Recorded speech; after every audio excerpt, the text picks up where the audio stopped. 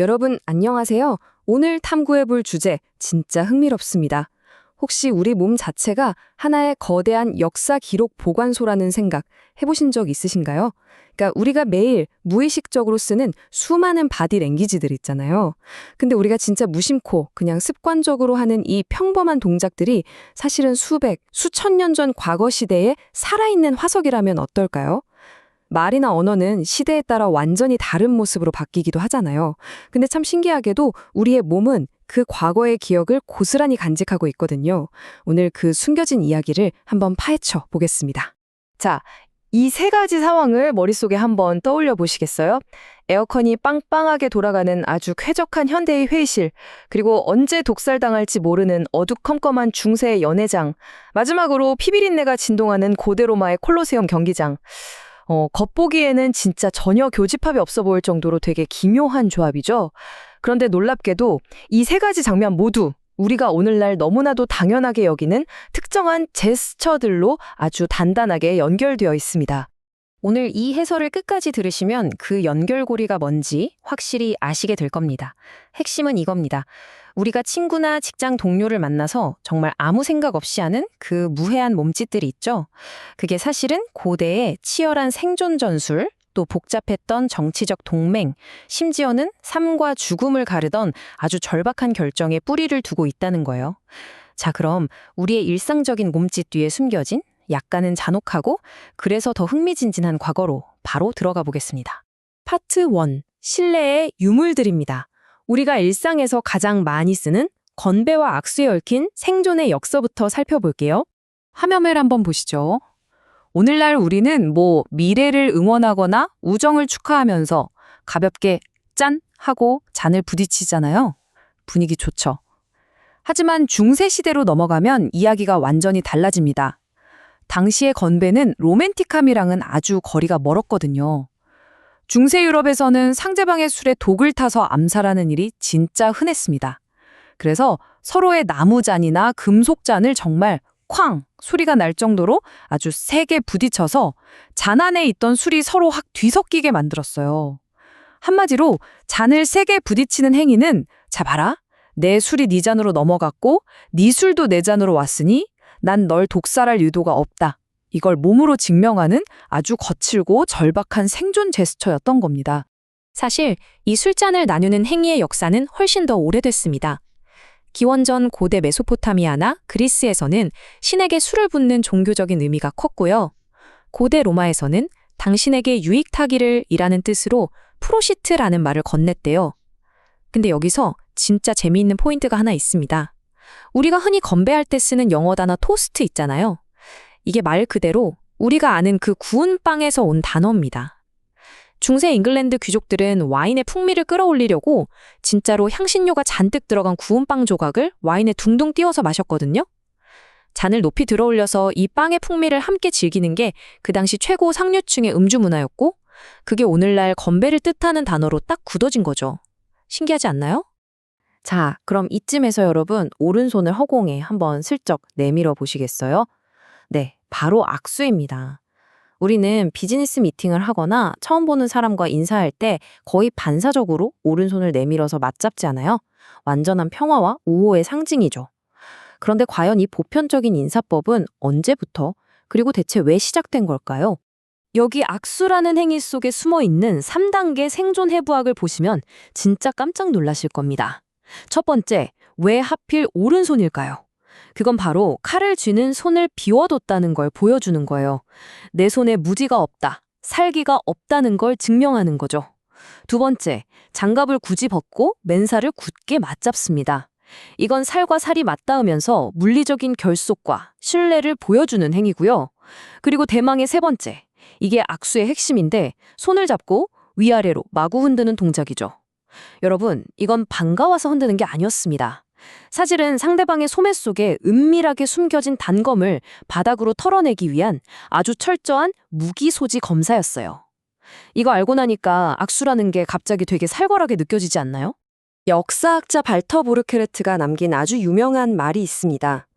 합의는 말로 빠르고 명확하게 표현될 수 있지만 실제로 효력을 발휘하는 것은 무기가 없는 열린 손을 서로를 향해 뻗어 악수하는 행위뿐이다. 맞습니다. 수백, 수천 년 전 그 위험천만한 세상에서는 누군가의 말을 믿는다는 건 거의 자살행위나 다름없었죠. 입으로는 얼마든지 평화를 거짓 맹세할 수 있으니까요. 그러니까 반드시 눈으로 확인 가능한 물리적인 증명, 즉 맨살을 맞대고 흉기가 없다는 걸 확인하는 신체적 제스처만이 유일하게 믿을 수 있는 보증수표였던 겁니다.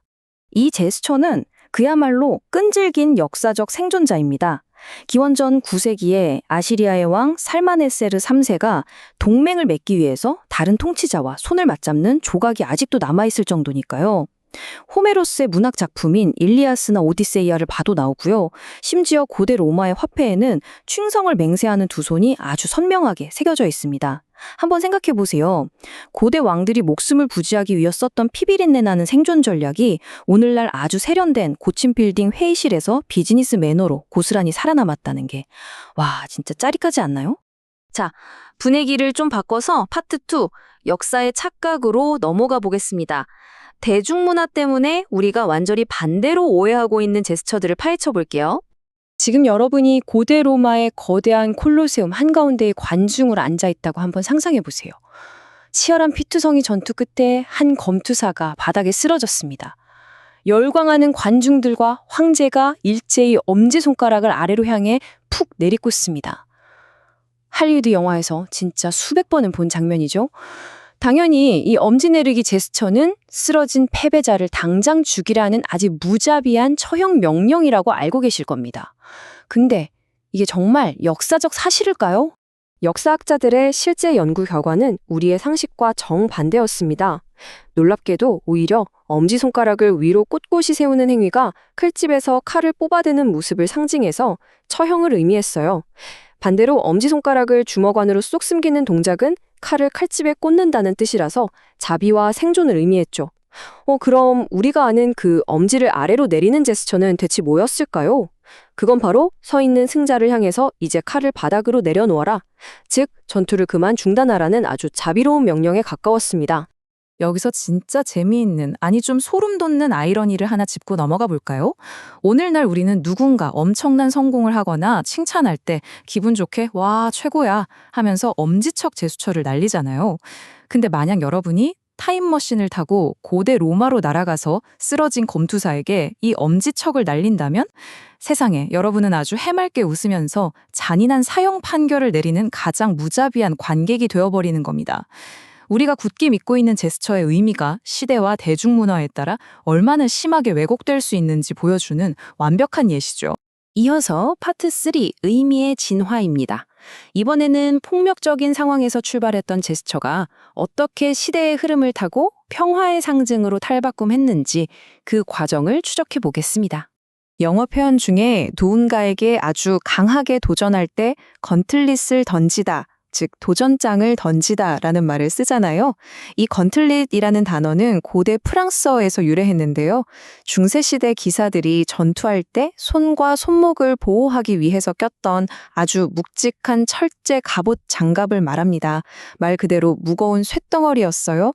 그런데 이런 투박한 무기 보호구가 어떻게 오늘날 일상적인 대화에서 은유적인 표현으로 쓰이게 된 걸까요? 중세 기사들에게 명예는 자기 목숨보다 소중했습니다. 만약 누군가가 자신을 심하게 모욕했다? 그럼 그냥 말싸움이나 멱살잡이로 끝나는 게 아니었죠. 극도로 분노한 기사는 자기가 끼고 있던 그 무거운 쇳덩어리 장갑을 확 벗어서 상대방의 발밑에 아주 거칠게 집어 던졌습니다. 이건 정말 돌아올 수 없는 강을 건넸다는 뜻이에요. 바닥에 쨍그랑하고 떨어진 그 장갑을 상대방이 줍는 순간 두 사람은 누군가 한 명이 피를 흘리고 죽을 때까지 싸워야 하는 결투에 공식적으로 합의하게 되는 겁니다. 지금이야 그냥 비즈니스에서 경쟁사례에 도전장을 내밀었습니다. 정도로 가볍게 쓰이지만 그 진짜 뿌리는 피가 튀는 목숨을 건 계약이었던 셈이죠.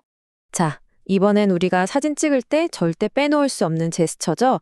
손가락 두 개를 쫙 펴는 V자 사인입니다. 이 V 사인이 겪어온 의미의 진화는 정말 한편의 영화 같습니다.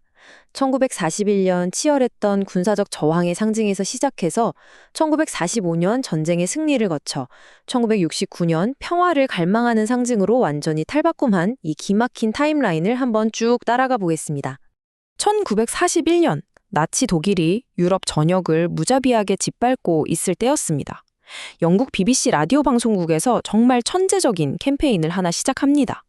바로 V였죠. 이 알파벳 V는 프랑스어, 플랑드르어, 영어 등 유럽의 여러 언어에서 승리와 자유를 뜻하는 단어의 첫 글자였습니다. 사람들은 나치의 눈을 피해서 어두운 밤거리에 분필로 V자를 쓱쓱 그려 넣으면서 서로 연대했어요. 근데 여기서 진짜 소름 돋는 디테일이 뭔지 아세요? 바로 모스 부호입니다. 알파벳 V의 모스 부호가 짧게 3번, 그리고 길게 1번이거든요. 이거 어디서 많이 들어본 리듬 아닌가요? 맞습니다. 베토벤 교향곡 5번, 운명 교향곡의 그 유명한 빰빠바밤 하는 첫 리듬과 완벽하게 일치했습니다. 이 V 사인은 단순한 손짓이 아니라 파시즘에 대항하는 연합군의 엄청난 심리전이자 강력한 무기였던 거죠. 그렇게 2차 세계대전이 연합군의 승리로 끝나고 세월이 흘러 1960년대가 되었습니다. 당시 미국의 젊은 히피들과 반문화 운동가들이 끔찍한 베트남 전쟁에 반대하면서 거리로 쏟아져 나왔죠. 이때 이들은 과거 윈스턴 처칠 총리가 즐겨 쓰던 그 군사적인 승리의 V사인을 딱 가져와서는 완전히 그 의미를 전복시켜버립니다. 1969년 그 전설적인 우드스톡 페스티벌에 모인 수십만 명의 젊은이들은 허공에 V자를 그리면서 이렇게 외친 거죠. 무력으로 적을 다 죽여서 얻는 군사적 승리 따위는 필요 없다. 전쟁 자체를 끝내고 평화를 가져오자. 이렇게 V사인은 군제의 상징에서 완벽한 평화의 상징으로 다시 태어났습니다. 자, 오늘 우리가 함께 살펴본 내용들을 다시 한번 싹 되짚어 볼까요? 언어는 얼마든지 그럴싸하게 거짓말을 할 수 있고 역사는 승자에 의해 잊히거나 왜곡되기도 합니다. 하지만 우리의 몸은, 무의식은 그 모든 걸 기억하고 있었습니다. 내가 너를 찌를 무기를 숨기지 않았다는 걸 증명하던 절박한 악수부터 독사를 피하려고 쾅쾅 부딪히던 거친 중세의 건배까지 말이죠. 결국 우리의 바디랭귀지는 인류가 수백 년 동안 거쳐온 치열한 생존, 투쟁, 그리고 진화의 흔적을 고스란히 담고 있는 가장 완벽한 형태의 화석이라고 할 수 있습니다. 여러분은 어떠신가요? 당장 내일 아침에 출근해서 직장 동료와 인사를 나누며 무심코 내미는 손끝에서 어쩌면 중세 기사들의 날선 단검이 툭 하고 떨어지는 환상을 보게 되실지도 모르겠습니다. 오늘 이 해설을 함께 하신 여러분은 적어도 앞으로 타인의 사소한 몸짓 하나도 결코 예사롭게 보이지 않으실 겁니다. 자, 그럼 마지막으로 질문 하나 드리겠습니다. 바로 지금 이 순간에도 여러분의 몸이 아주 무의식적으로 표현해내고 있는 또 다른 고대 생존 본능에는 과연 어떤 것들이 더 숨어 있을까요? 오늘 준비한 내용은 여기까지입니다. 여러분의 일상 속 숨겨진 역사 찾기가 계속되길 바라면서 저는 여기서 인사드리겠습니다.